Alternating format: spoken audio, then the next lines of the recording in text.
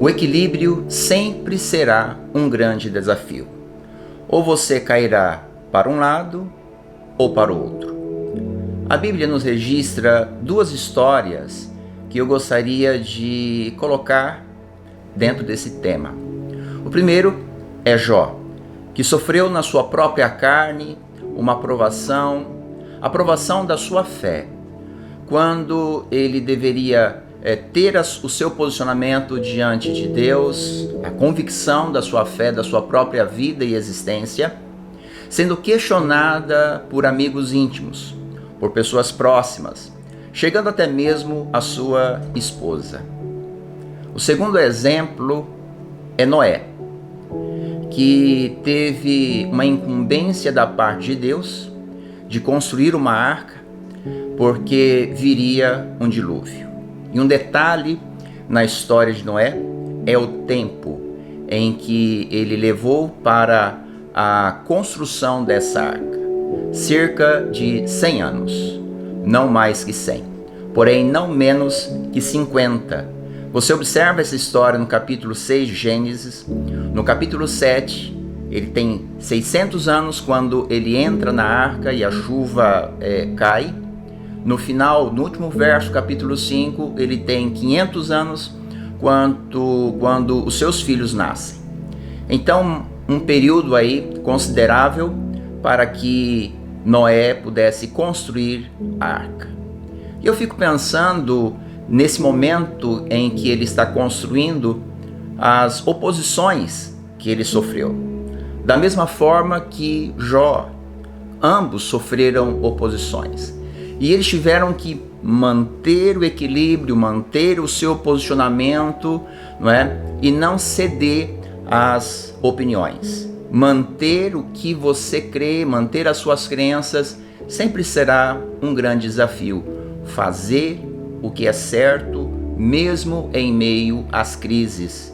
Mesmo quando as pessoas não conseguem compreender o seu ministério, o seu chamado ou a sua responsabilidade. Agora, trazendo para mais próximos de nós, eu gostaria de fazer uma comparação de um jogo de futebol. É muito fácil alguém comentar um jogo passado. Ser um comentarista nesse nível, qualquer pessoa pode ser, tendo um mínimo de conhecimento. O desafio é ser um coach. O desafio é você se assentar ao lado dos seus jogadores e tomar a posição do técnico, daquele que toma as decisões para tentar virar o jogo quando o resultado é contra você.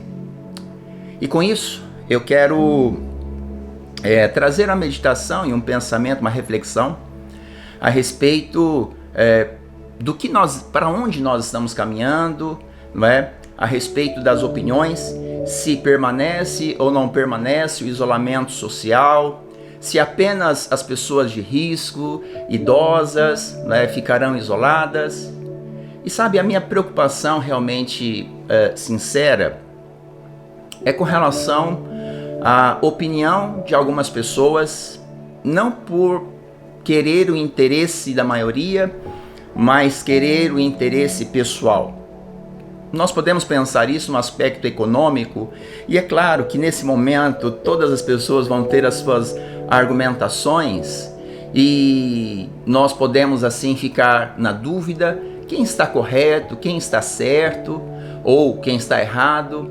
E você sabe que nesse momento nós carecemos realmente de direção de Deus, para que nós não sejamos levados, dominados, por interesse de grupo A, B ou C, interesses políticos ou econômicos.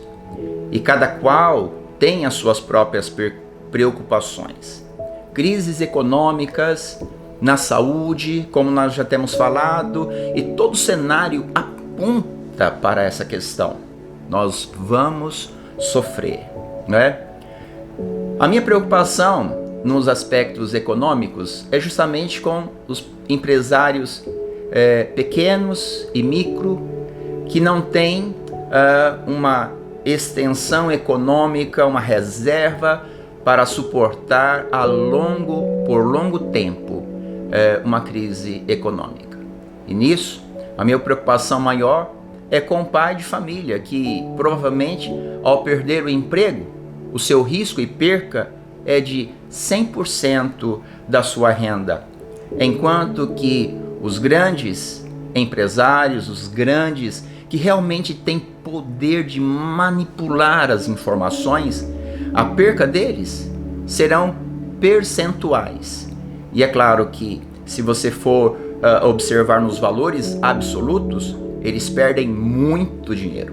Porém, em proporções, quem perde mais é quem perde tudo, é quem perde 100%.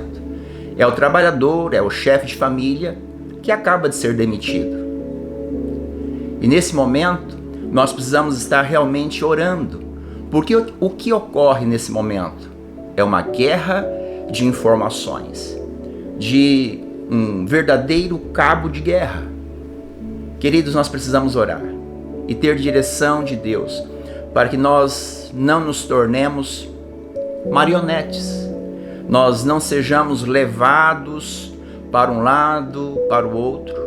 Que Deus nos dê graça nesse momento, que Deus intervenha nessa situação, para que as melhores decisões elas sejam tomadas para o bem da nação brasileira, para o bem da nossa economia, para o bem da igreja brasileira.